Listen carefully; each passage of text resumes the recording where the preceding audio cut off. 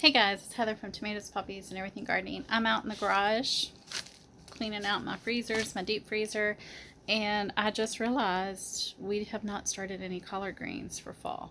So as soon as I get done with this project here, find something to cook for dinner and also get some of this stuff organized, we're going to go plant some more collards because look, I only have 2 frozen containers with collard greens, and you can freeze those after you make them and cook them. And that's what I like to do so that I can always have them year round. So I'll see you in about an hour or two, and then we'll get out there and get some collards planted.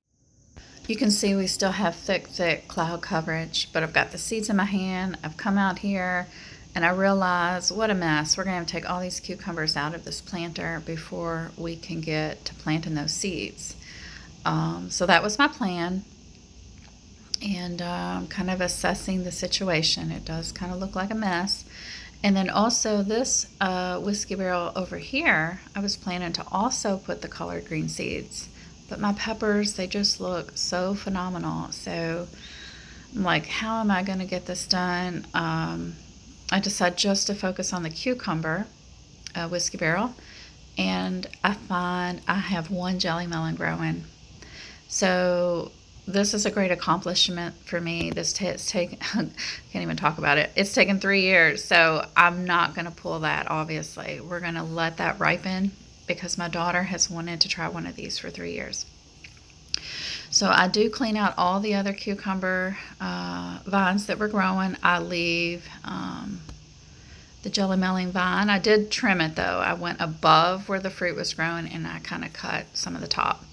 So I was showing you some mountain mint in there. And here I am just highlighting the jelly melon. Look at how sharp. It is so sharp, y'all. You have to be really careful touching them. So this is post cleanup. And there's still a bunch of mountain mint in that half whiskey barrel. That's going to be a problem too that I'm going to have to deal with. I did take out the huge shrub-like growth and I transplanted it to Ivy's house, and it's probably going to do perfectly well there. But now I've got all these runners of mint. So now I know why my cucumbers struggled so much in this planter this summer. I bet these roots go down very deep. I'm actually going to have to probably replace the soil in this whole container and then do something with that mint. Maybe I'll divide it up and sell it as in my plant sale next spring. But I can't plant the collard greens yet, and that's kind of the realization I'm coming to. So we're going to move on to plan B, and in gardening you got to do that, right? A lot. You have to go to plan B. But look at these peppers. I mean, they're phenomenal.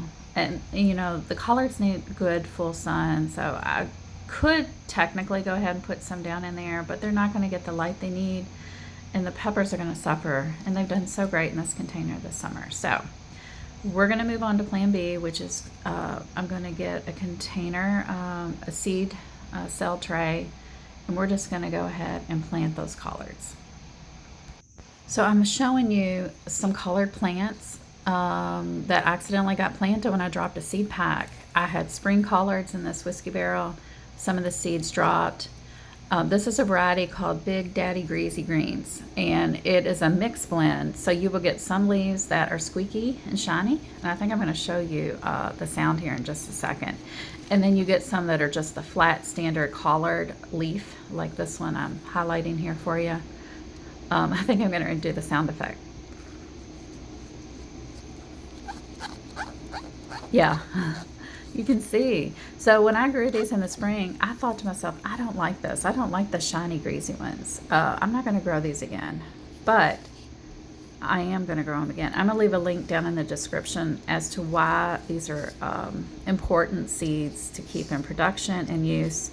It's an heirloom, so go read about that. But I'm not going to grow them this fall. This fall we're going to do my standard that I have grown many times and I really like. It's the Georgia collards.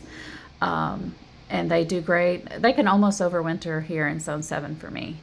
But I've got my tray here ready, and we're just going to put 1 seed per cell. I'm going to indent the soil slightly, and that's all fresh soil in there. Then I'm going to drop a seed, and then I'm just going to backfill with a little soil on top. You want to do about 1/2 inch deep. I do mine slightly higher just because I'd rather err on the side of being too high than too low with my seed. You can see the seed there, and I'm just going to backfill with about a 1/4 inch to maybe 1/2 inch of soil. Everything's going to get watered in, of course. And then I'm going to set this tray off to the side. It'll be getting full sun. They will sprout here in the next probably 5 to 10 days-ish, and we will have some collard babies. All right, so check back soon.